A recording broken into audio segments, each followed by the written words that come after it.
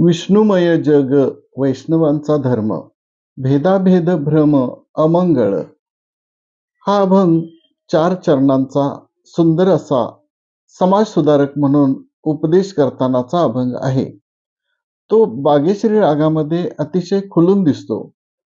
भेदाभेद, स्पृश्य अस्पृश्य ही समाजाला लागलेली कीड आहे, हे संतांनी तेव्हाच ओळखले होते. म्हणूनच वैष्णव धर्माला वेगळा जसा मुलामा देऊन त्यांनी वारकरी संप्रदायाची मुहूर्तमेढ रोवली. या संप्रदायात कोणी मोठा नाही, कोणी लहान नाही, कोणी कोणाचा अधिकार हिरावून घेत नाही. सकलासी येथे आहे अधिकार आणि नम्रता तर इतकी की एकमेका लोटांगणी जाती. असा हा वैष्णव धर्म निर्माण करून संतांनी समाजावर खूप खूप मोठे उपकार केले आहेत. त्याच वैष्णव धर्माचे मूळ, नीती, परंपरा, पद्धती तुकाराम महाराज सदर अभंगातून स्पष्ट करत आहेत. विष्णुमय जग वैष्णवाचा धर्म, भेदाभेद भ्रम अमंगळ. ज्यांना अवघं जगच विष्णुमय आहे, या चराचरात तो भगवान ज्यांना दिसतो, असे हे वैष्णव जन. चराचरात जो देव आहे तो तुमच्या आमच्यात असेलच ना.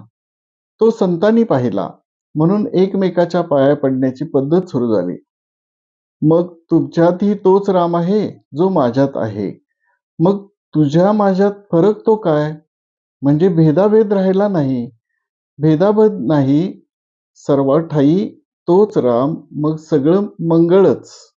अमंगळ काही राहिलंच नाही. वैष्णवाचा धर्म सांगणारा नामदेव महाराजांचा एक सुंदर अभंग आहे. वैष्णवा घरी सर्व काळ, सदा झणझणती टाळ. सदा विठ्ठल भजन गाणारे, ज्यांचे चित्त सदा विठुरायाचे पायी असते, असे असताना त्यांना कमी तरी काय असणार? तुझे पायी सर्व सुख आहे. पुढे तुकोबाराय म्हणतात, आई काजी तुम्ही भक्त भागवत, कराल ते हित सत्य करा. मनुष्य जन्माचे हित कशात आहे? तर भगवंताचे नाम चिंतन करून सर्व काही त्याचे पायी वाहण्यात आहे. त्याने अनंता जन्मीचा शीन जातो. महाराज म्हणतात, हे भक्त भागवतानो, तुम्ही असे हित करा की तुमचाही जन्मोजन्मीचा शीन जाईल. कोणाही जीवाचा न घडावा मत्सर, वर्म सर्वेश्वर पूजनाचे. तुमच्यात जो राम आहे तोच सर्वात आहे. मग कोणाचा द्वेष मत्सर करायचा? तर तुम्ही त्यांच्यातल्याच रामाचा मत्सर करताय, हे पहिलं ध्यानात घ्या. तो तुमचा अधिकार नाही.